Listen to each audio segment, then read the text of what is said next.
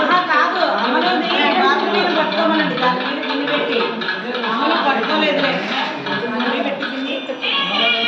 అలా పట్టుకో దగ్గర పెట్టి